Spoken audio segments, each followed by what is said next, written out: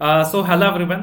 सो अपना जो बेसिक का क्लास था ना, उसी को एक्सटेंड कर रहे हैं अपन। सो सम मोर टॉपिक्स जिसको अपन बेसिक लेक्चर में ही कवर करने वाले हैं, जिसका बेसिक्स अपन देखने वाले हैं। ठीक है, तो देखना यार, जब भी अपन ऑडिट करने के लिए जाएंगे ना, एक चीज अपने दिमाग में एकदम क्लियर होना चाहिए, एक चीज अपने माइंड में एकदम क्लियर सेट होना चाहिए कि भाई मैं कौन हूँ, ऑडिटर हूँ। मैं कौन हूँ, ऑडिटर हूँ। आई एम दी ऑडिटर, है ना। एंड जिस कंपनी का मैं ऑडिट करने जा रहा हूँ सर, जिस कंपनी का मैं ऑडिट करने जा रहा हूँ, वहां मुझे किससे डील करना है, वहां मुझे मैनेजमेंट से डील करना है। I have to deal with the management, I have to deal with the management. ठीक है ना।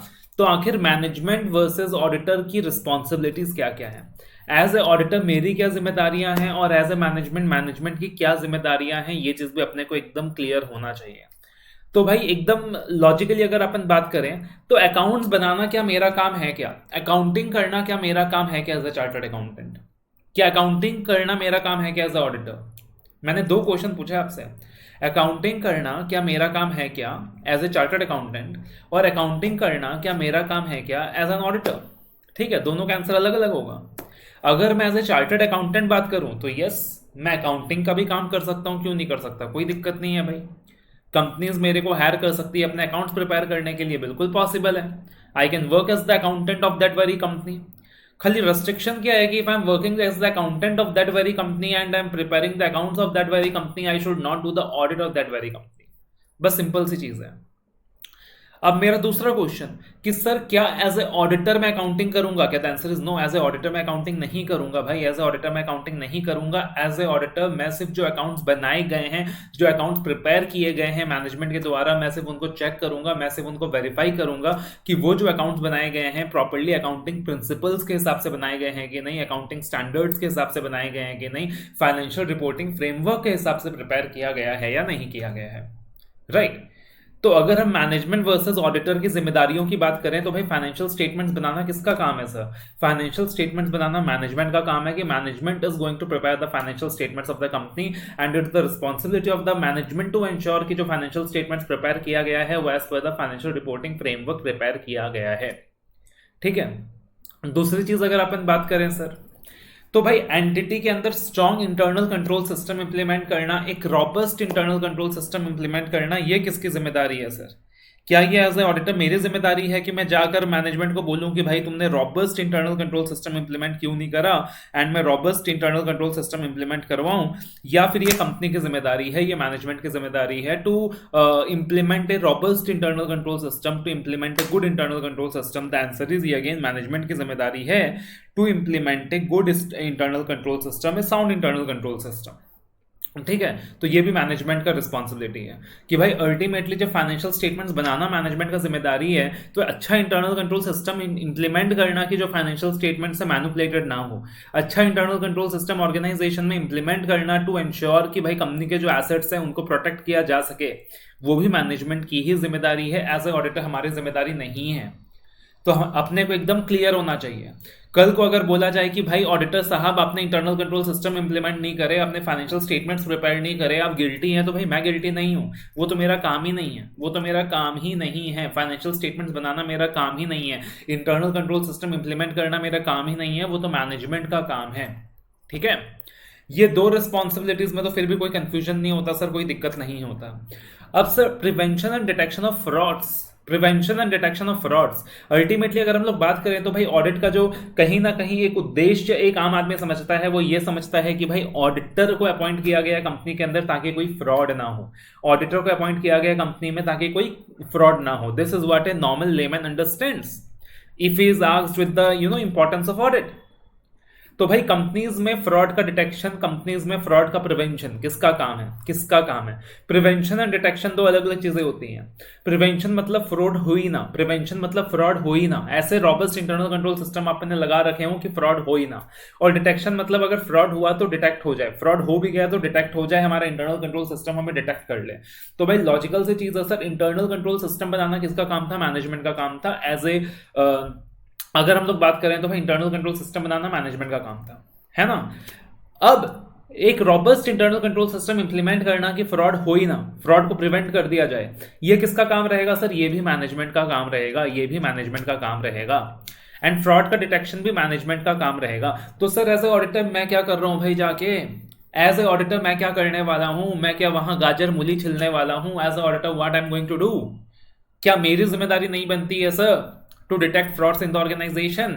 The answer is no. अगर प्राइमा फेसी बात करें, अगर एक स्ट्रेट फॉरवर्ड व्यू लें, तो द आंसर इज नो। उसका रीजन क्या है सर? मैं कितना भी अच्छे से ऑडिट कर लूं, मैं कितना भी ईमानदारी से ऑडिट कर लूं, मैं कितना भी ईमानदारी के साथ ऑडिट कर लूं, तो भाई कोई 100% एश्योरेंस नहीं है कि मैं सारे फ्रॉड्स को डिटेक्ट कर सकूं। कोई 100% एश्योरेंस नहीं है कि मैं सारे के सारे फ्रॉड्स को डिटेक्ट कर सकूं। ठीक है ना? क्योंकि मेरे काम में कुछ लिमिटेशंस होता है। एक ऑडिटर के काम में कुछ लिमिटेशंस होता है, इनहेरेंट लिमिटेशंस होता है।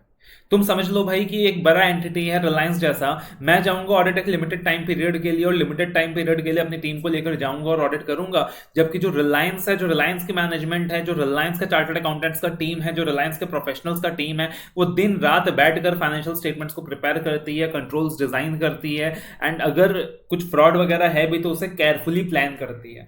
तो एज ए ऑडिटर मेरे लिए जाकर उस शॉर्ट पीरियड के अंदर फ्रॉड डिटेक्ट कर पाना पॉसिबल नहीं है। मेरे ऑडिट को काफी सारे लिमिटेशंस है। फाइनेंशियल स्टेटमेंट्स मैनेजमेंट प्रिपेयर करती है। फाइनेंशियल स्टेटमेंट्स कौन प्रिपेयर करता है सर? मैनेजमेंट प्रिपेयर करता है।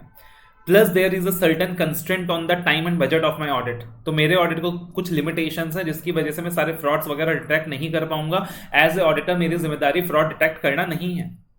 याद रखिएगा, जब अपन ऑडिट करने जाते हैं ना, तो अपना प्राइमा फेसी अजम्पशन क्या होता है? अपना प्राइमा फेसी अजम्पशन ये होता है कि सब कुछ सही है, फाइनेंशियल स्टेटमेंट में सब कुछ सही है, कोई दिक्कत की बात नहीं है, financial statements are prepared as per the financial reporting framework. That is my literal assumption as a auditor. जब मैं ऑडिट करने जाता हूं तो इंस्टीट्यूट खाली इतना कहता है कि आप ना सारे के सारे स्टैंडर्ड्स ऑफ ऑडिटिंग फॉलो करें।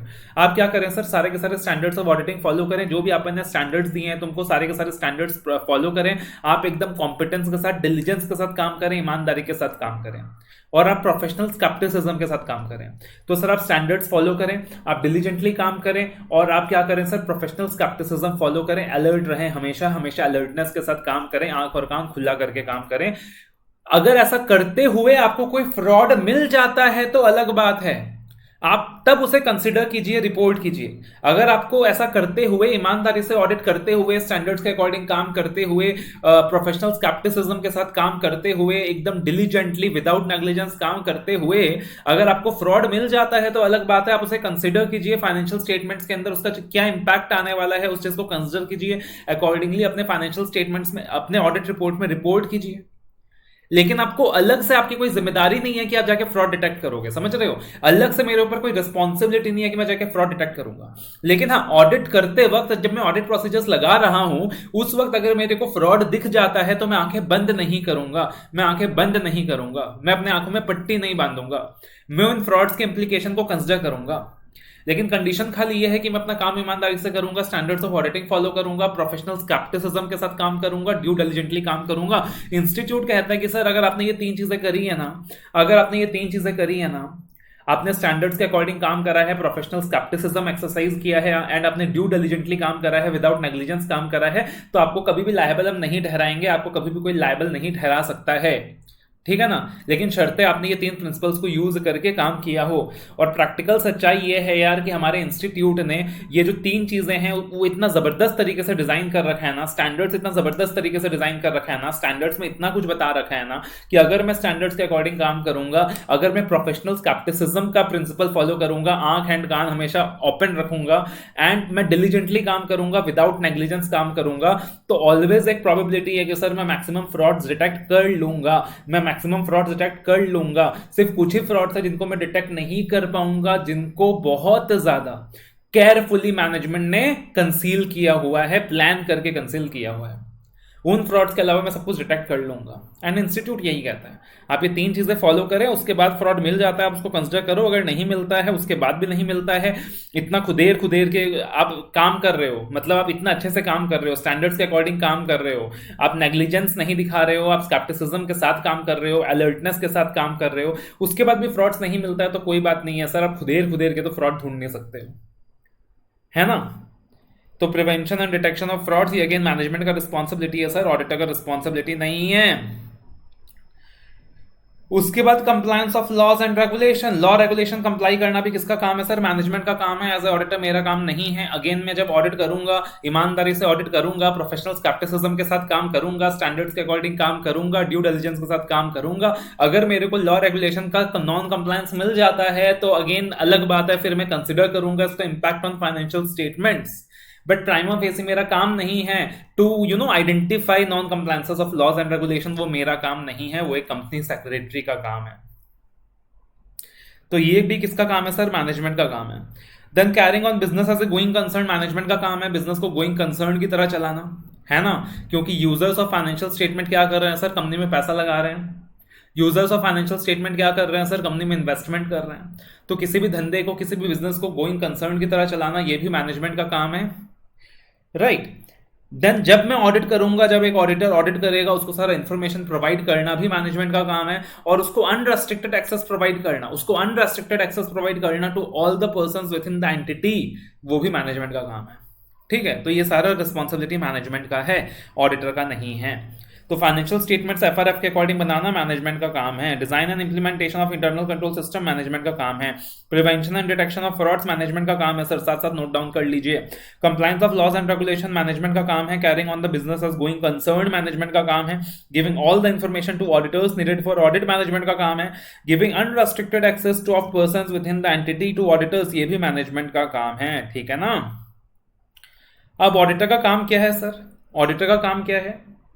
तो ऑडिटर की अगर हम लोग बात करें सर, तो ऑडिटर का जो मेजर रिस्पॉन्सिबिलिटी है, that is to report whether financial statements is prepared as per financial reporting framework. वही उसका मेजर जिम्मेदारी है। और उसके अंदर भी वो सिर्फ रिजनेबल एश्योरेंस देगा सर, एब्सोल्यूट एश्योरेंस नहीं देगा, है ना? विथ रिस्पेक्ट टू फ्रॉड्स अगर हम बात करें सर, तो the auditor is not responsible for prevention and detection. The auditor is not responsible for prevention and detection if he has complied with all the standards of auditing. अगर उसने सारे के सारे स्टैंडर्ड्स फॉलो करे हैं, अगर उसने डिलीजेंटली काम करा है, विदाउट नेग्लिजेंस काम करा है, अगर उसने प्रोफेशनल स्केप्टिसिज्म फॉलो करा है, तो भाई वो लायबल नहीं रहेगा। तो ये 3 गुरु मंत्र हैं। ये 3 गुरु मंत्र हैं ऑडिट के लिए, कि भाई ऑडिटर के लिए, कि आप स्टैंडर्ड्स के अकॉर्डिंग काम करें, आप डिलीजेंटली बिना लापरवाही के काम करें, आप प्रोफेशनल स्केप्टिसिज्म अप्लाई करें।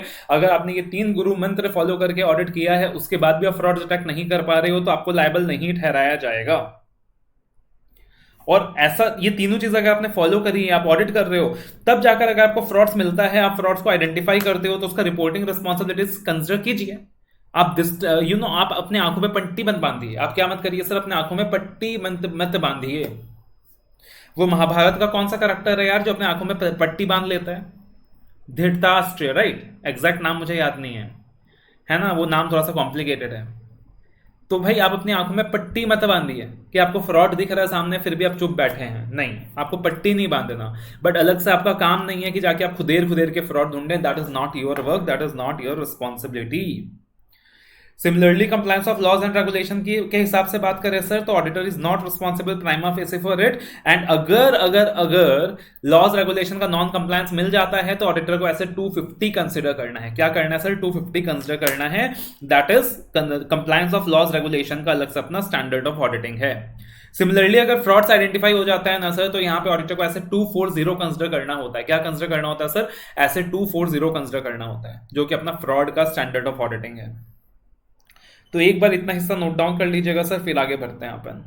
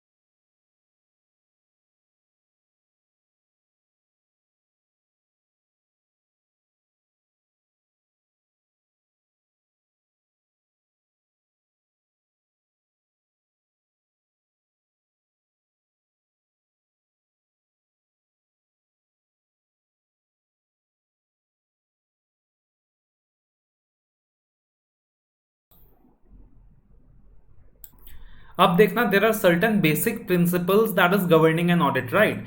तो कुछ कॉमन बातें हैं, कुछ बेसिक प्रिंसिपल्स हैं जो अपने ऑडिट के ऊपर ना एप्लीकेबल होता है, ठीक है। आप ये समझ लो, चाहे अपन कुछ भी ऑडिट करें, कैसा भी ऑडिट करें, किसी भी क्लाइंट का ऑडिट करें, किसी भी प्रकार का एंगेजमेंट एक्सेप्ट करें, ये सारे प्रिंसिपल्स ऐसे हैं कि अपने को फॉलो करना ही है, ठीक है ना। Whenever we conduct an audit, this are the basic principles that we always always always need to follow. या फिर आप ऐसा भी समझ सकते हो कि ये कुछ कस्में वादे हैं जो आपने आईसीआई के साथ किया है, अपने इंस्टीट्यूट के साथ किया है, कि जब भी अपन ऑडिट करेंगे तो ये कस्में वादे अपन जरूर पूरा करेंगे, जिनको याद करने का एक बेसिक तरीका है, एकदम सिंपल तरीका है कि जब भी एज ए ऑडिटर मैं डिस्को में जाऊंगा अपना पैर बनाऊंगा, जब भी एज ए ऑडिटर मैं डिस्को में जाऊंगा अपना पैर बनाऊंगा। This is the basic principle governing an audit, that is disco पैर। डिस्को पैर, व्हाट इज डिस्को पैर? डिस्को पैर क्या हो गया सर? डिस्को पैर क्या हो गया? This are the basic principles governing an audit. तो डी से हो गया सर यहाँ पे डॉक्यूमेंटेशन। डी से क्या हो गया सर यहाँ पे? डॉक्यूमेंटेशन। डी से हो गया डॉक्यूमेंटेशन, जिसका जिक्र अपन ऐसे 230 में करने वाले हैं कि ऑडिटर को क्या करना है सर, हर चीज को ना डॉक्यूमेंट करना है, हर किसी चीज का रिटर्न रिकॉर्ड क्या करना है, लेकर रखना है। कुछ भी वो करे, कुछ भी प्लानिंग वो करे, उसका रिटर्न रिकॉर्ड मेंटेन करो, कुछ भी एविडेंसेस बोले उसका रिटर्न रिकॉर्ड मेंटेन करो, मैनेजमेंट से बातचीत वगैरह भी करे, मैनेजमेंट से डिस्कशंस वगैरह भी अगर हो रहा है तो उसका भी रिटर्न रिकॉर्ड मेंटेन करो। वो कोई ओपिनियन एक्सप्रेस कर रहा है तो भाई क्या ओपिनियन एक्सप्रेस कर रहा है, किस बेसिस में ओपिनियन एक्सप्रेस कर रहा है, उसका भी रिटर्न रिकॉर्ड मेंटेन करो। तो अल्टीमेटली जो भी वो कर रहा है या उसकी जो भी फाइंडिंग है उसको सब कुछ डॉक्यूमेंट करना है, उन सब का रिटर्न रिकॉर्ड मेंटेन करके चलना है, ठीक है ना। And this is a compulsory requirement, this is a mandatory requirement. इसलिए आप सीए फर्म्स में देखोगे नॉर्मली यार कि उनके ना फाइलें जो होती है ना भरी भरी होती है, एक पूरा कमरा होता है जहां पे सिर्फ क्लाइंट की फाइलें भरी भरी होती हैं। और आज की तारीख में डॉक्यूमेंटेशन थोड़ा सा और भी आसान हो गया है क्योंकि काफी सारा डॉक्यूमेंटेशन इलेक्ट्रॉनिक फॉर्म में अपन मेंटेन कर लेते हैं, ठीक है। तो डॉक्यूमेंटेशन, हर किसी चीज को रिटर्न में डॉक्यूमेंट करना, हर किसी चीज को रिटर्न में डॉक्यूमेंट करना, that is a mandatory requirement. I से आता है सर आपका इंटेग्रिटी एंड इंडिपेंडेंस। आई से आता है सर आपका इंटेग्रिटी एंड इंडिपेंडेंस। अपन कोई भी असाइनमेंट एक्सेप्ट करें, अपन कोई भी असाइनमेंट एक्सेप्ट करें, अपन किसी भी ऑडिट की बात करें तो सर अपने को इंटेग्रिटी के साथ काम करना है, अपने को इंडिपेंडेंस के साथ काम करना है, इंटेग्रिटी एंड इंडिपेंडेंस के साथ काम करना है, ठीक है। इंटीग्रिटी का मतलब क्या होता है सर? ईमानदारी। मैं ईमानदारी के साथ काम करूंगा, मैं हॉनेस्टी के साथ काम करूंगा। और इंटेग्रिटी कैसे जज होगा? आप किसी व्यक्ति के अंदर तो जाके झांक नहीं सकते हो कि वो ईमानदार है कि नहीं है। तो अगर किसी व्यक्ति के अगेंस्ट कुछ इल्जाम नहीं है, अगर किसी व्यक्ति के अगेंस्ट कुछ एलिगेशंस नहीं है कि वो बदनाम है, तो इसका मतलब वो ईमानदार है। मतलब अगर मैं सानिध्य सराफ अपनी बात करूं तो भाई मेरे अगेंस्ट अगर कोई कोर्ट केस नहीं है, मेरे अगेंस्ट अगर कोई प्रोसीडिंग नहीं है, मेरे अगेंस्ट ऐसा कोई धब्बा नहीं है कि मैंने कभी भी कुछ काम ईमानदारी से नहीं करा था, मैंने कभी भी कुछ बेईमानी करी थी, कुछ ब्राइबरी वगैरह एक्सेप्ट किया था, तो इन दैट केस माना जाएगा कि मैं ईमानदार हूं। क्योंकि ऑब्वियसली किसी का इंटीग्रिटी सर्टिफिकेट तो निकल नहीं सकता, बट भाई अगर उसके अगेंस्ट कुछ नेगेटिव रिपोर्ट नहीं है, उसके अगेंस्ट कुछ एलिगेशंस वगैरह नहीं है, तो इन दैट मीन्स कि अपन मान के चलेंगे ईमानदार आदमी है, इंटीग्रिटी है। इंडिपेंडेंस के साथ काम करेंगे, एकदम ईमानदारी के साथ काम करेंगे, इंडिपेंडेंस के साथ काम करेंगे, बिल्कुल किसी के दबाव में काम नहीं करेंगे, अनबायस्ड वे में अपना ओपिनियन एक्सप्रेस करेंगे, क्लाइंट के साथ अपना कोई लेना देना नहीं होगा, क्लाइंट के साथ अपना कोई रिलेशन नहीं होगा। एस का मतलब होता है सर आपका स्किल्ड एंड कॉम्पिटेंस, कि अपन ईमानदारी का क्या करेंगे अगर अपन स्किल्ड एंड कॉम्पिटेंट ही ना हो। अपन ईमानदारी का क्या करेंगे सर अगर अपन स्किल्ड एंड कॉम्पिटेंट ही ना हो। इंटीग्रिटी ज्यादा इंपॉर्टेंट है या स्किल्ड एंड कॉम्पिटेंस ज्यादा इंपॉर्टेंट है? बताना। इंटीग्रिटी ज्यादा इंपॉर्टेंट है कि स्किल्ड एंड कॉम्पिटेंस ज्यादा इंपॉर्टेंट है? सर स्किल्ड एंड कॉम्पिटेंस ना इंटीग्रिटी से भी ज्यादा इंपॉर्टेंट है। कैसे? जस्ट इमेजिन, ठीक है, जस्ट इमेजिन यार, एक प्राइम मिनिस्टर की बात कर लें, जस्ट इमेजिन। तो ठीक है, व्यक्ति बहुत ईमानदार है, बहुत अच्छा है, कभी चोरी नहीं करेगा, कुछ नहीं करेगा, लेकिन वो स्किल्ड ही नहीं है, वो कॉम्पिटेंट ही नहीं है, तो अल्टीमेटली क्या करेगा वो? अल्टीमेटली वो कुछ नहीं कर पाएगा, क्योंकि वो स्किल्ड ही नहीं है, वो कॉम्पिटेंट ही नहीं है, ठीक है ना। वो कुछ भी नहीं कर पाएगा, उल्टा पैसे डुबा देगा देश का। एक दूसरा व्यक्ति जो इंटीग्रिटी के साथ काम नहीं कर रहा, मतलब चोरी वाला जो नेचर है वो माइंड में है, वो कुछ पैसे खाने वाला है, लेकिन वो बहुत स्किल्ड है, वो बहुत कॉम्पिटेंट है, तो हो सकता है वो खुद कुछ पैसा खाए लेकिन देश के लिए कुछ करके भी जाएगा, क्योंकि वो स्किल्ड भी है, वो कॉम्पिटेंट भी है, उसके अंदर वो कॉम्पिटेंस भी है। हो सकता है वो जो एक ब्रिज बना के दे रहा है उसमें खुद भी कुछ पैसे खा रहा है, क्योंकि वो ईमानदार नहीं है, लेकिन कर तो पा रहा है ना, क्योंकि वो स्किल्ड है। मतलब मैं प्रमोट नहीं कर रहा इस चीज को भाई, you should have both the qualities along, integrity plus skilled and competence, you should have both the qualities along. But मैं ये बोलना चाह रहा हूं कि भाई जो स्किल्ड एंड कॉम्पिटेंस वाली चीज है ना, वो इंटीग्रिटी से भी ज्यादा ऊपर है। एज ए चार्टर्ड अकाउंटेंट मेरा ईमानदारी इंपॉर्टेंट है, मेरा इंटीग्रिटी इंपॉर्टेंट है, बट मेरा स्किल्ड एंड कॉम्पिटेंस तो उससे भी ज्यादा इंपॉर्टेंट है ना, क्योंकि मैं स्किल्ड ही नहीं रहूंगा अगर, मैं कॉम्पिटेंट ही नहीं रहूंगा अगर, तो मैं ऑडिट तो कर ही नहीं पाऊंगा, मैं ऑडिट को जस्टिफाई ही नहीं कर पाऊंगा। देन सी का मतलब आता है सर कॉन्फिडेंशियलिटी, सी का मतलब आता है सर कॉन्फिडेंशियलिटी। तो जब अपन ऑडिट करने के लिए जाएंगे ना, अपने को ध्यान रखना होगा सर कि जब अपन ऑडिट करने के लिए जाएंगे अपने को क्लाइंट का बहुत सारा बिजनेस इंफॉर्मेशन मिलेगा, अपने को क्लाइंट का बहुत सारा बिजनेस सीक्रेट मिलेगा, ठीक है ना। तो as a auditor I can not trade those information with the competitor of the client. पता चला मैं टीसीएस का ऑडिट करने गया, टीसीएस का कॉन्फिडेंशियल इंफॉर्मेशन मेरे को मिला, और फिर मैं इन्फोसिस के कैबिन में पहुंच गया to trade the information of Infosys कि देखो भाई मेरे पास ये सारा इंफॉर्मेशन है, बदले में क्या दोगे।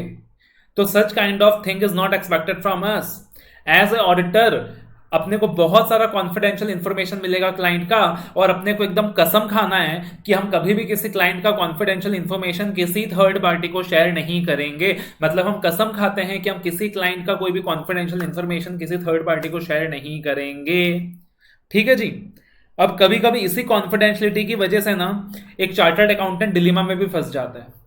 फॉर एग्जाम्पल चार्टर्ड अकाउंटेंट को कुछ इरेगुलरिटी मिला कंपनी के अंदर, चार्टर्ड अकाउंटेंट को कुछ इरेगुलरिटी मिला कंपनी के अंदर, कुछ फ्रॉड का सस्पेक्ट सा मिला, कुछ फ्रॉड का सस्पेक्ट वगैरह मिला। अब वो एक डिलीमा में फंस गया कि मैं रेगुलेटरी अथॉरिटी को बताऊं या नहीं बताऊं, क्योंकि अगर मैं रेगुलेटरी अथॉरिटी को बताता हूं तो that might breach the requirement of confidentiality, that might breach the requirement of confidentiality. नहीं बताता हूं तो भाई कल को वो जो इन्फोर्सिंग अथॉरिटीज है वो मेरे को पकड़ेगी कि चार्टर्ड अकाउंटेंट साहब आपको सब कुछ पता था, आप चुप क्यों नहीं रहे, आपने हमें क्यों नहीं बताया। तो इस कॉन्फिडेंशियलिटी की वजह से कभी कभी अपन फंस भी जाते हैं, ठीक है ना। तो अब लॉ क्या कहता है, लॉ कहता है कि देखो कॉन्फिडेंशियलिटी अपने को मेंटेन करना है। अब अगर आप यहां पे कोई डिलीमा में हैं, अगर आप यहां पे कोई डिलीमा में हैं, क्या चीज में है सर, कोई डिलीमा में है कि मैं इस कॉन्फिडेंशियल इंफॉर्मेशन को थर्ड पार्टी को शेयर करूं कि नहीं करूं, रेगुलेटरी अथॉरिटी को शेयर करूं कि नहीं करूं, तो लॉ कहता है सीक लीगल एडवाइस, किसी लॉयर से बात कीजिए, लीगल एडवाइस लीजिए एंड अकॉर्डिंगली फैसला कीजिए। अब देखना ये जो तीन प्रिंसिपल्स है ना sir, integrity and independence, skilled and competence and confidentiality, ये तीनों की बात है ना, ये तीनों का जो रिक्वायरमेंट है ना ऐसे 200 में दिया हुआ है। कहां दिया हुआ है, ऐसे 200 में दिया हुआ है, देखेंगे। Then we have others. Others का मतलब क्या है sir, using the work performed by others, using the work performed by others. अपन भगवान नहीं है, अपन ऑडिटर्स हैं। अपन भगवान नहीं है, अपन ऑडिटर्स हैं। अपने को अकाउंट्स की नॉलेज है, अपने को टैक्सेशन की नॉलेज है, बट जरूरी नहीं है कि मेरे को हर एक फील्ड की नॉलेज है। जब मैं क्लाइंट का ऑडिट करता हूं तो मेरे को बहुत सारी चीजें चेक करनी पड़ती हैं, जिसमें से काफी बार ऐसी चीजें होती हैं जो बियॉन्ड माई एक्सपर्टाइज होती हैं सर।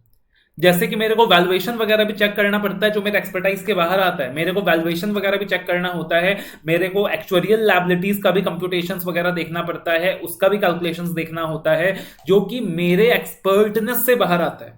कंपनी के खिलाफ हो सकता है कुछ लीगल केसेस वगैरह पेंडिंग हो, अब मेरे को उसका इंपैक्ट भी असेस करना है कि वो जो लीगल केस कंपनी के अगेंस्ट चल रहा है उसका क्या प्रभाव है, उसका क्या इंप्लीकेशन है, बट वो मेरे एक्सपर्टाइज के बियॉन्ड है।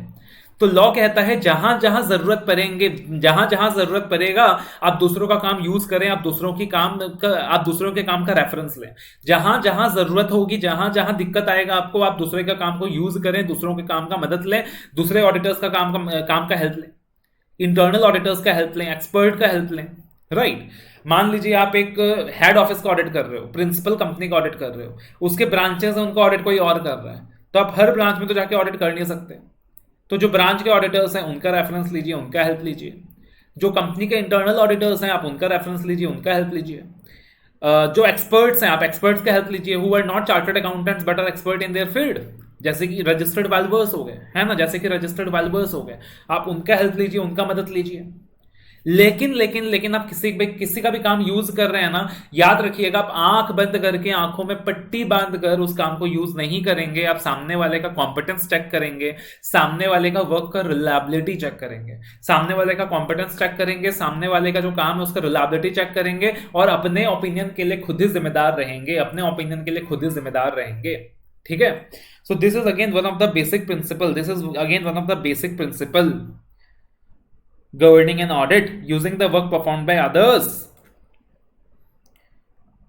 तो आप देखोगे बहुत सारे स्टैंडर्ड्स ऑफ ऑडिटिंग है जहां पे इसका रेफरेंस आता है सर, ऐसे 600 है, 610 है, 620 है, बहुत सारे स्टैंडर्ड्स हैं जहां पे इसका रेफरेंस आता है।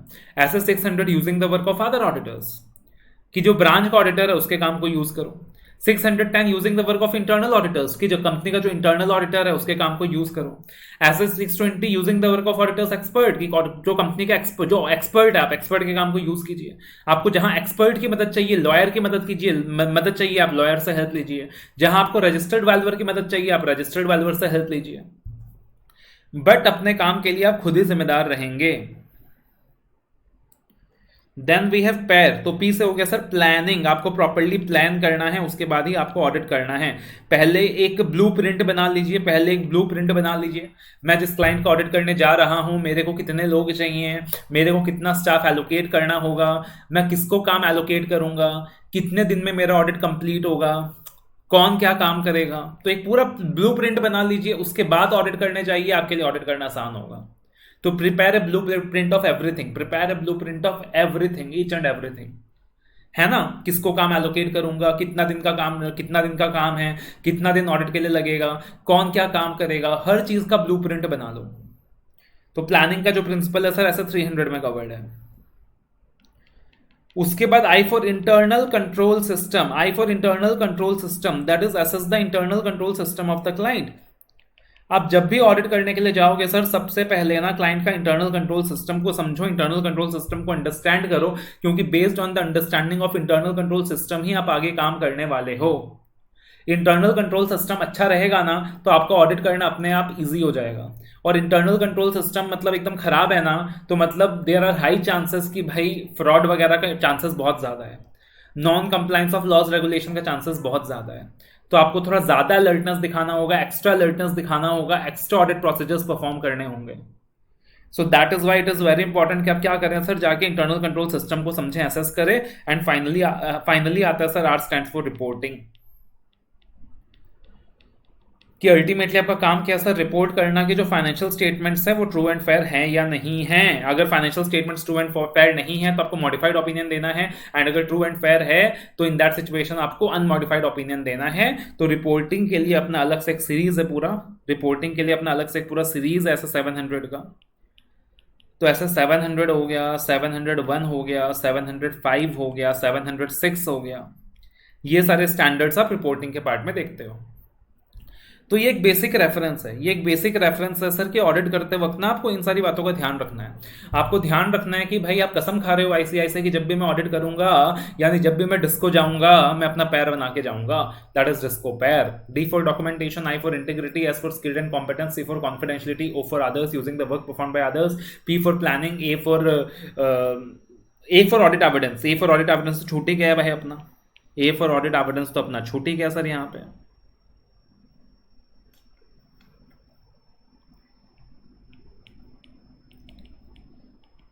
कि मैं क्या करूंगा सर, हर किसी चीज का एविडेंस लूंगा।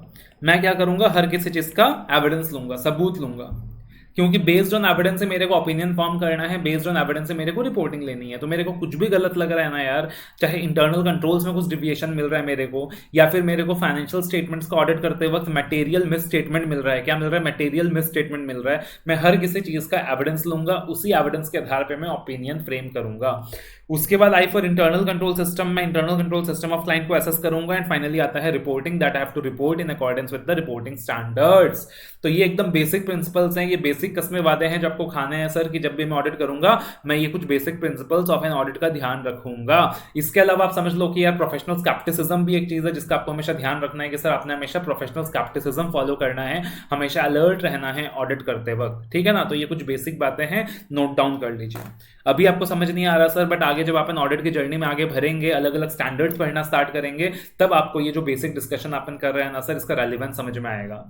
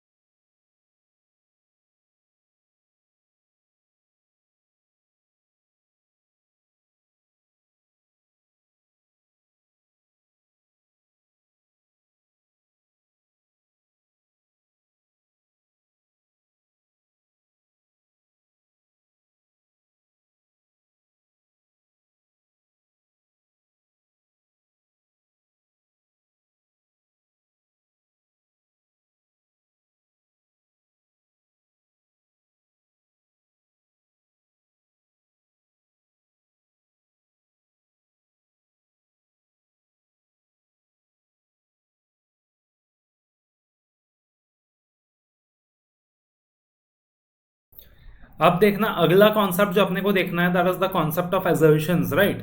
तो असर्शंस का मतलब अपना आपने पहले भी डिस्कस किया था कि असर्शंस का मतलब क्या होता है। असर्शन का मतलब होता है representation made by the management, जो रिप्रेजेंटेशन मैनेजमेंट ने दिया है फाइनेंशियल स्टेटमेंट्स में, आइटम्स ऑफ फाइनेंशियल स्टेटमेंट के बारे में। और मैंने आपको क्या बताया था कि भाई हर एक आइटम ऑफ फाइनेंशियल स्टेटमेंट अपने आप में एक असर्शन होता है मैनेजमेंट के द्वारा दिया गया। तो assertion is a representation made by the management that is embodied in financial statements। आप ये समझो कि जो फाइनेंशियल स्टेटमेंट्स हैं अपना, चाहे बैलेंस शीट हो, चाहे पी एंड एल हो, यानी कि अपना इनकम स्टेटमेंट हो या एसेट्स एंड लायबिलिटीज का स्टेटमेंट हो, उसके अंदर जितना भी आइटम है, हर एक आइटम अपने आप में एक असर्शन है, हर एक आइटम अपने आप में एक रिप्रेजेंटेशन है बाय द मैनेजमेंट। और हर एक आइटम ना आपसे बात करता है। कैसे बात करता है sir? Every item does the talking. For example P and L के अंदर सर ट्रैवलिंग एक्सपेंडिचर दिया है, तो पी एंड एल के अंदर ट्रैवलिंग एक्सपेंडिचर दिया है डायरेक्टर्स का, मान लीजिए डेबिट किया हुआ है सर 10 लाख रुपए। तो वो अपने आप में आपको बहुत कुछ कहता है, बहुत कुछ कन्वे करता है। वो पार्टिकुलर जो एक एजर्शन है वो मैनेजमेंट का काफी सारा डिक्लेरेशंस देता है, मैनेजमेंट के द्वारा काफी सारे रिप्रेजेंटेशंस को एजर्ट करता है। जैसे कि सर हमारे जो डायरेक्टर साहब हैं वो बिजनेस के पर्पस के लिए बाहर गए थे, 5 लाख रुपए का खर्चा हुआ। सर कहाँ लिखा है सर बिजनेस के पर्पस के लिए बाहर गए थे 5 लाख का खर्चा हुआ? अरे भाई अगर पीएनएल में डेबिट करा हुआ है 5 लाख ट्रैवलिंग एक्सपेंडिचर, तो वो पीएनएल में तो डेबिट तभी होगा ना अगर डायरेक्टर वो बिजनेस एक्सपेंडिचर होगा। पर्सनल एक्सपेंडिचर होगा तो वो डेबिट होगा ही नहीं। तो एजर्शन तो वही है कि that is a business expenditure and we need to verify कि whether it's a business expenditure और a personal expenditure is debited in the PNL. उसके अलावा वो एक पार्टिकुलर एजर्शन है कि भाई अपना 5 लाख का क्या हुआ था सर, खर्चा हुआ था, अपने डायरेक्टर साहब बाहर गए थे, है ना। अब एक्चुअल में बाहर गए थे कि नहीं गए थे, तो कहाँ गए थे? जो भी खर्चा है उसका सारा सपोर्टिंग इनवॉइसेस है कि नहीं, सपोर्टिंग डॉक्यूमेंट्स है कि नहीं, होटल बिल्स है कि नहीं, ट्रैवल बिल्स है कि नहीं, that is auditor we are suppose to check. But that is the assertion, that is the representation made by the management. तो सिमिलरली पी एंड एल का हर एक debit item, P and L का हर एक क्रेडिट आइटम, बैलेंस शीट का हर एक एसेट, बैलेंस शीट का हर एक लायबिलिटी अपन से बात करता है, right. Property plant and equipment balance sheet के एसेट साइड में दिया हुआ है। तो there are a lot of assertions कि कंपनी के पास इतना का पीपीई है, कंपनी के पास इतना का पीपीई है जो फिजिकली एग्जिस्ट करती है, जो कि क्लाइंट के नाम पे है, ओनरशिप क्लाइंट के नाम पे है, प्रॉपर्ली एग्जिस्ट करती है, इसका वैल्यूएशन इतना है, इसका ओनरशिप अपने क्लाइंट के पास है। Those are the assertions, those are the representations made by a simple item PPE on the financial statement, and as a auditor we need to go and examine the legal validity of those assertions। तो assertions क्या होते हैं sir? representations made by the management that is embodied in financial statements, and as a auditor we should examine the legal validity of those assertions। ठीक है। अब assertions ना तीनों categories में होता है सर, बैलेंस शीट में भी होता है, पीएनएल में भी होता है। अपन ने क्या बोला था कि बैलेंस शीट को क्या बुलाएंगे? Account balance. पीएनएल को क्या बुलाएंगे? Class of transaction. तो जो अपना पीएनएल होता है सर उसको क्या बुलाते हैं? क्लास ऑफ ट्रांजैक्शन बुलाते हैं, यानी इनकम स्टेटमेंट को क्लास ऑफ ट्रांजैक्शन बुलाते हैं, बैलेंस शीट को अकाउंट बैलेंसेस बुलाते हैं, है ना। अब एजर्शंस हर किसी चीज के बारे में होता है सर, क्लास ऑफ ट्रांजैक्शंस के बारे में भी होता है, अकाउंट बैलेंसेस के बारे में भी होता है, और उनके डिस्क्लोजर्स एंड प्रेजेंटेशन के बारे में भी होता है। And you need to know this assertions कि एजर्शंस कौन कौन से होते हैं, कौन कौन से एजर्शंस अपने को वेरीफाई करना होता है हमेशा। तो सर क्लास ऑफ ट्रांजैक्शंस के अंदर ना अपने को कुल मिलाकर 5 एजर्शंस वेरीफाई करने होते हैं क्लास ऑफ ट्रांजैक्शंस के अंदर। यानी किसी भी एक इनकम स्टेटमेंट का कोई भी आइटम हो या पीएनएल का कोई भी आइटम हो, उसके अंदर मेरे को 5 एजर्शंस चेक करनी होती है। मतलब पीएनएल का हर एक आइटम मेरे को 5 चीज जरूर कन्वे करेगा, जिसको एज ए ऑडिटर मेरे को चेक करना है। 5 एजर्शंस मेरे को चेक करना है, जिसको याद करने का सिंपल सा फॉर्मूला है AOC। सिंपल सा फॉर्मूला है AOC। What is AOC? तो A से एक्यूरेसी, O से ऑकरेंस, A से एक्यूरेसी, O से ऑकरेंस, C से कंप्लीटनेस, C से कट ऑफ एंड C से क्लासिफिकेशन। तो A से एक्यूरेसी, O से ऑकरेंस, C से कंप्लीटनेस, C से कट ऑफ, C से क्लासिफिकेशन। तो ये 5 असर्शंस हैं। एकदम सिंपल है सर। एक्यूरेसी मतलब इनकम स्टेटमेंट का जो भी आइटम है ना, उसमें कॉमन असर्शन क्या रहेगा सर? एक्यूरेसी, कि whether that amount is accurately disclosed, वो जो 5 लाख का फिगर है वो एक्यूरेट है कि नहीं है, वो जो अपन ने ट्रैवलिंग एक्सपेंडिचर का 5 लाख एग्जांपल दिया वो एक्यूरेट है कि नहीं। कहीं ऐसा तो नहीं कि डायरेक्टर साहब पर्सनल पर्पस के लिए गए थे उसको भी वहीं घुसेड़ दिया। सेल्स अगर दिया हुआ है सर 1 करोड़ रुपए, तो वो जो सेल्स का फिगर है वो एक्यूरेट है कि नहीं, वो करेक्ट है कि नहीं, ठीक है ना। तो एक्यूरेसी। उसके बाद ऑकरेंस, सर क्या सचमुच हुआ था, क्या सर वो घटना सचमुच घटी थी? क्या वो खर्चा सचमुच इंकर हुआ था? क्या डॉक्टर साहब सचमुच बाहर गए थे? क्या वो एक्सपेंडिचर सचमुच इंकर हुआ था? कहीं फिक्चर्स बिल्स तो नहीं दिखा दिया? तो ऑकरेंस, तो वो एक इंपॉर्टेंट असर्शन है, ऑकरेंस, राइट।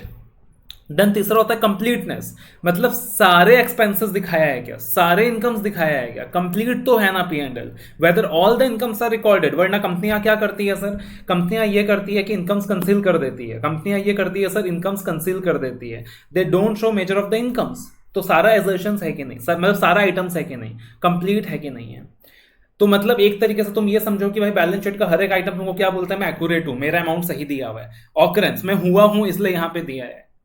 कंप्लीटनेस मतलब ओवरऑल पी एंड एल बताता है कि भैया सारा ट्रांजैक्शन है, सारा ट्रांजैक्शन है, सारे के बारे में मैनेजमेंट ने डिस्क्लोजर दिया है, ठीक है। फिर होता है कट ऑफ।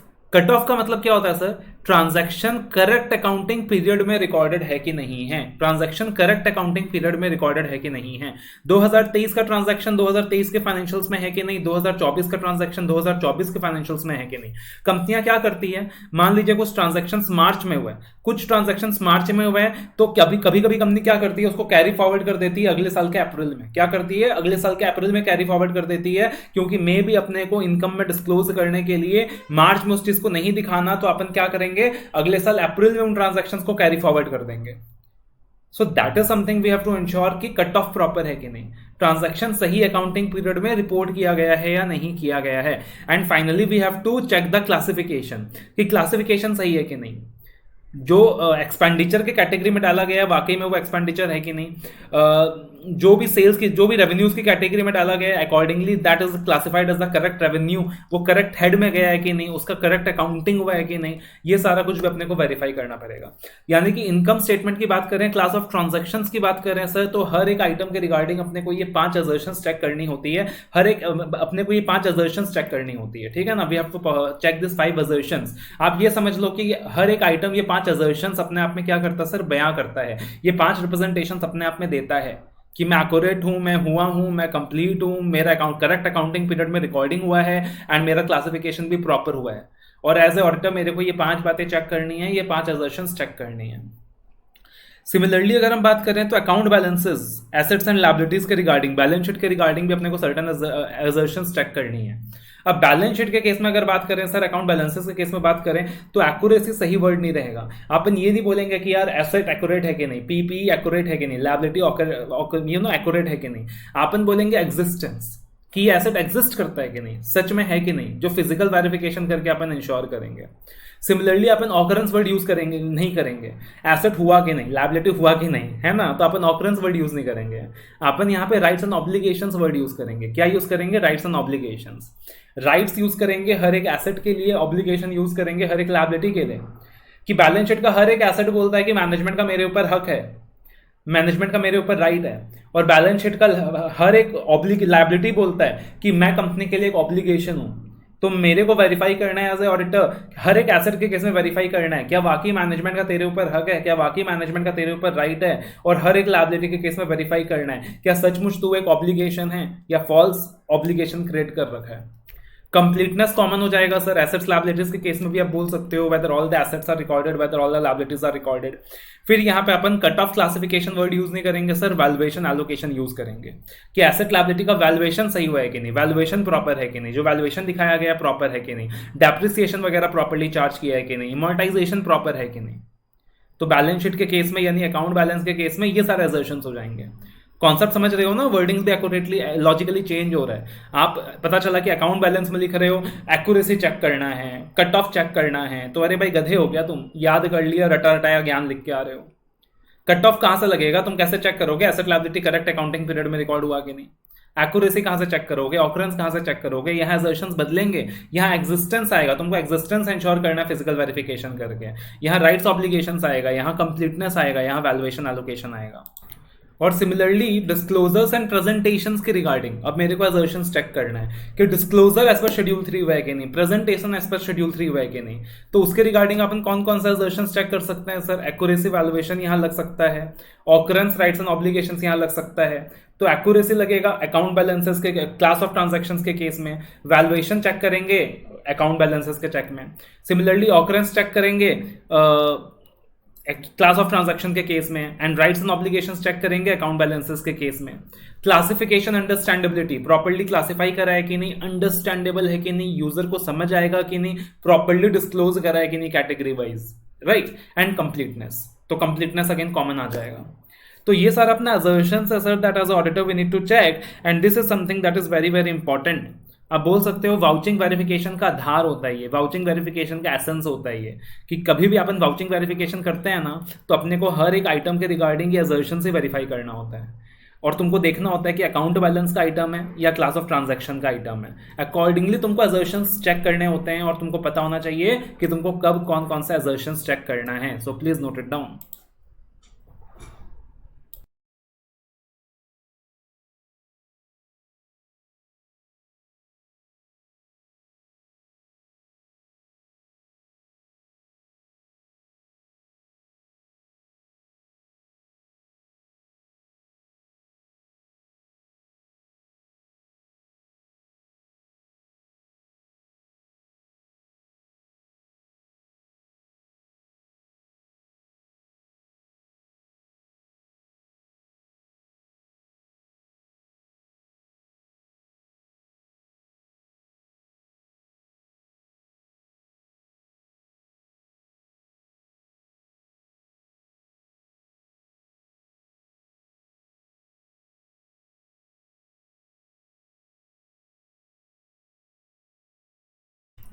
एंड अपना आखिरी टॉपिक जो अपन बेसिक लेक्चर के अंदर देखेंगे, that is internal financial controls versus internal financial controls over financial reporting, जिसको अपन प्यार से बुलाते हैं आईएफसी वर्सेस आईएफसीएफआर, आईएफसी वर्सेस आईएफसीएफआर, ठीक है।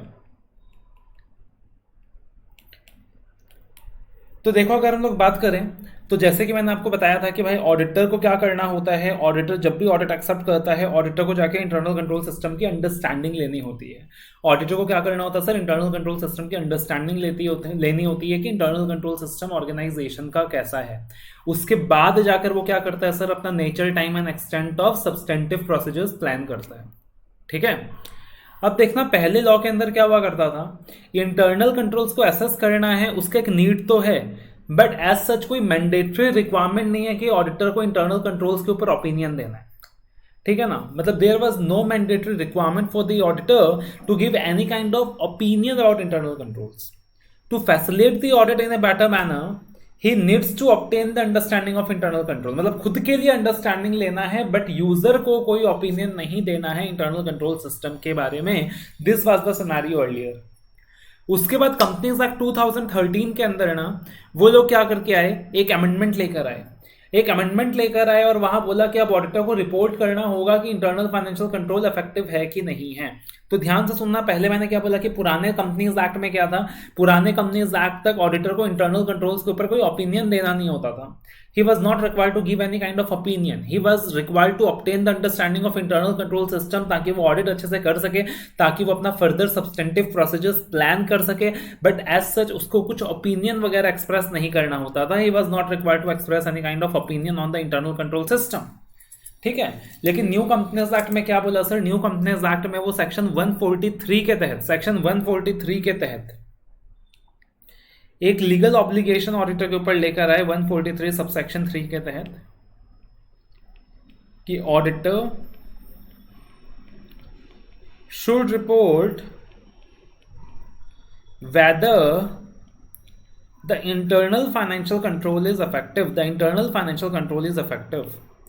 अब सर हम जब इंटरनल फाइनेंशियल कंट्रोल की बात करें ना, कि इंटरनल फाइनेंशियल कंट्रोल इफेक्टिव है कि नहीं, तो इंटरनल फाइनेंशियल कंट्रोल सर अपने आप में एक बहुत ब्रॉड टर्म है।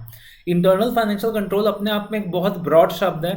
मतलब आप समझ सकते हो कि यार इंटरनल कंट्रोल का ही ऑल्टरनेटिव नाम है internal financial controls, and it is a very very broad term. तो इंटरनल फाइनेंशियल कंट्रोल्स के तहत अगर हम लोग बात करें ना, तो मतलब हर चीज आ जाएगा। लाइक मैनेजमेंट का रिस्पॉन्सिबिलिटी है ऐसे पॉलिसीज प्रोसीजर्स इंप्लीमेंट करना कि फ्रॉड्स ना होए, ताकि लॉ रेगुलेशन कंप्लाइड हो, ताकि लॉ रेगुलेशन कंप्लाई हो ऑर्गेनाइजेशन में, ताकि ऑर्गेनाइजेशन में फ्रॉड्स ना हो, ताकि ऑर्गेनाइजेशन में अगर फ्रॉड्स होता है तो वो डिटेक्ट हो जाए, ताकि financial statements financial reporting framework के हिसाब से बने, ताकि जो बिजनेस है वो अच्छे से चले, बिजनेस जो है स्मूथली चले, राइट अब जब मैं कहता हूं बिजनेस अच्छे से चले, बिजनेस स्मूथली चले, तो उसमें हजारों लाखों चीजें आ सकती हैं, बहुत सारे छोटे छोटे एक्सपेक्ट्स आ सकते हैं, छोटे छोटे हिस्से आ सकते हैं। तो जब हम इंटरनल फाइनेंशियल कंट्रोल्स की बात करें सर, तो हर एक कंट्रोल जो कंपनी के ऊपर लगता है, हर एक कंट्रोल जो कंपनी के ऊपर लगता है, हर एक कंट्रोल जो कंपनी इंप्लीमेंट करती है to ensure prevention and detection of frauds, to ensure safeguarding of assets, to ensure compliance of laws and regulation, to ensure orderly conduct of business, to ensure efficient conduct of business। तो हर एक control जो company के ऊपर लगता है, हर एक control जो कंपनी इंप्लीमेंट करता है अपने ऑर्गेनाइजेशन में, टू एंश्योर कि वो अपने एसेट्स को सेफगार्ड कर सके, टू एंश्योर कि ऑर्गेनाइजेशन में फ्रॉड्स ना हो, टू एंश्योर कि भाई जो ऑर्गेनाइजेशन में सारा काम धंधा स्मूथली चले, वो सब कुछ इंटरनल फाइनेंशियल कंट्रोल्स के दायरे में आता है, वो सब कुछ इंटरनल फाइनेंशियल कंट्रोल्स के दायरे में आता है। ठीक है ना, इसको याद करने का एक फॉर्मूला भी बनाया मैंने आपके लिए कि जब हम इंटरनल फाइनेंशियल कंट्रोल्स की बात करें तो आप ये याद रखना सर कि इंटरनल फाइनेंशियल कंट्रोल्स कंपनी का डायरेक्टर इंप्लीमेंट करता है, इंटरनल फाइनेंशियल कंट्रोल कंपनी का डायरेक्टर इंप्लीमेंट करता है। क्यों? क्योंकि एक लड़की है ऑर्गेनाइजेशन के अंदर जिसका नाम है पारो, जिसके ऊपर वो कंट्रोल एक्सरसाइज करना चाहता है। तो एक लड़की है ऑर्गेनाइजेशन के अंदर जिसका नाम है पारो, जिसके ऊपर वो क्या करना चाहता है सर, कंट्रोल एक्सरसाइज करना चाहता है, और उसी के लिए वो क्या करता है, इंटरनल कंट्रोल एक्सरसाइज करता है, मतलब सिर्फ याद करने का फॉर्मूला है। So internal financial control क्या है? It is a set of policies and procedures implemented by the management to ensure paro, ठीक है। तो policies and procedures implemented by the management to ensure पारो, यानी पी से prevention and detection of frauds, A से assets यानी safeguarding of assets, R से reliability of financial reporting, and O से orderly and efficient conduct of business. तो हर एक कंट्रोल जो कंपनी इंप्लीमेंट करती है, हर एक कंट्रोल जो मैनेजमेंट इंप्लीमेंट करती है टू एंश्योर कि ऑर्गेनाइजेशन में फ्रॉड ना होए, फ्रॉड हो तो डिटेक्ट हो जाए, टू एंश्योर कि एसेट्स को अपन सेफगार्ड करके चलें, to ensure reliability of financial reporting, to ensure कि बिजनेस स्मूथली चले, धंधा अच्छे से चले, एकदम स्मूथली काम हो, हैजल फ्री मैनर में काम हो। तो हर एक कंट्रोल इंटरनल फाइनेंशियल कंट्रोल के अंदर आएगा, मतलब इंटरनल फाइनेंशियल कंट्रोल का स्कोप अपने आप में बहुत वाइड है। अब ये बोलना कि ऑडिटर को रिपोर्ट करना है on the effectiveness of internal financial controls, मतलब थोड़ा सा हर्ष हो गया यहाँ पे, थोड़ा सा क्या हो गया सर, हर्ष हो गया कि ऑडिटर कैसे हर एक कंट्रोल के ऊपर ओपिनियन देगा। It is practically not possible for the auditor कि ऑडिटर कैसे हर एक कंट्रोल के ऊपर ओपिनियन देगा। तब जाकर एक गाइडेंस नोट इंसर्ट किया गया, और गाइडेंस नोट के अंदर बोला गया कि ऑडिटर को आईएफसी के ऊपर रिपोर्टिंग देने की जरूरत नहीं है। ठीक है ना, ऑडिटर को आईएफसी के ऊपर रिपोर्टिंग देने की जरूरत नहीं है। ऑडिटर को क्या करना है सर, आईएफसी ओवर एफआर के ऊपर रिपोर्टिंग करना है। ऑडिटर को आईएफसी के ऊपर रिपोर्टिंग करने की जरूरत नहीं है, ऑडिटर को आईएफसी ओवर एफआर के ऊपर रिपोर्टिंग करना है। तो गाइडेंस नोट में बोला गया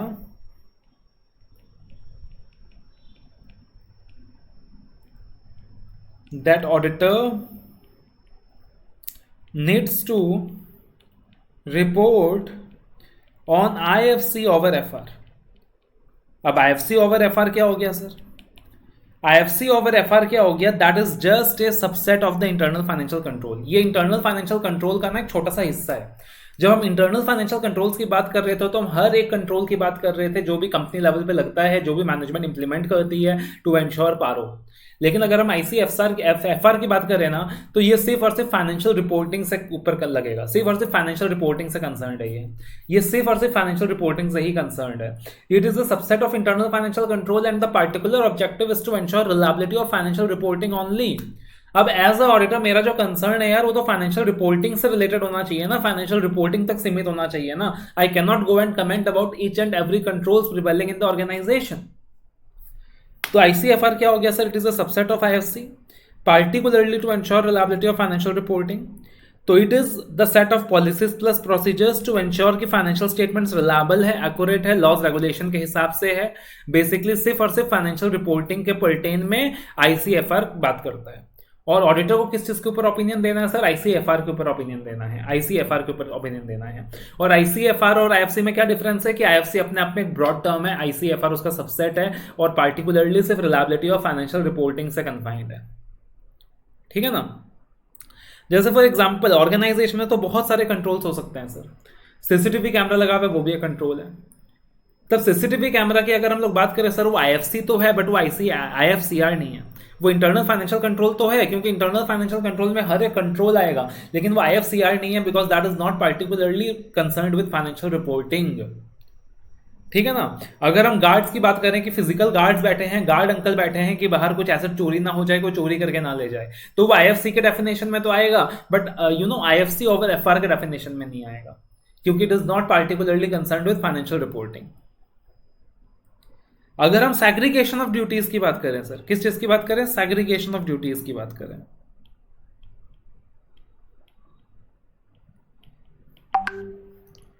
तो सर सेग्रीगेशन ऑफ ड्यूटीज में क्या होता है कि ड्यूटीज को सेग्रीगेट कर दिया जाता है। अब क्योंकि segregation of duties normally financial reporting से भी कंसर्न्ड होता है, क्योंकि यहाँ पे ड्यूटीज सेग्रीगेट कर दिया जाता है, तो सेग्रीगेशन ऑफ ड्यूटीज जो है ना वो आईएफसीआर के हिस्से में भी आएगा, वो आईएफसीआर के हिस्से में भी आएगा जहां फाइनेंशियल रिपोर्टिंग का सेग्रीगेशन हो रहा है, तो यहाँ पे आईएफसीआर भी आएगा। तो अपना जो रिस्पॉन्सिबिलिटी एज ऑडिटर होगा ना वो आईएफसीआर के ऊपर ओपिनियन देना होगा, वो आईएफसी के ऊपर ओपिनियन देना नहीं होगा। बुक्स में आपको लिखा हुआ मिलेगा कि आईएफसी के ऊपर ओपिनियन देना अपना जिम्मेदारी है, बट गाइडेंस नोट के तहत बाद में क्लैरिफाई किया था कि भाई ऑडिटर को आईएफसी ओवर एफआर के ऊपर रिपोर्टिंग करना है, ऑडिटर का जो जिम्मेदारी है वो आईएफसी ओवर एफआर के ऊपर है। लॉजिकल भी है, क्योंकि यार as a auditor I can not be concerned with each and every controls that is affecting the organisation, I have to be confined to those controls that are relevant to financial reporting. And IFC over FR exactly वही बात करता है कि वो control जो सिर्फ और सिर्फ फाइनेंशियल रिपोर्टिंग से रिलेटेड है, जबकि आईएफसी अपने आप में एक बहुत ब्रॉड शब्द है एंड वो हर एक कंट्रोल की बात कर रहा है that is affecting the organisation. Clear है।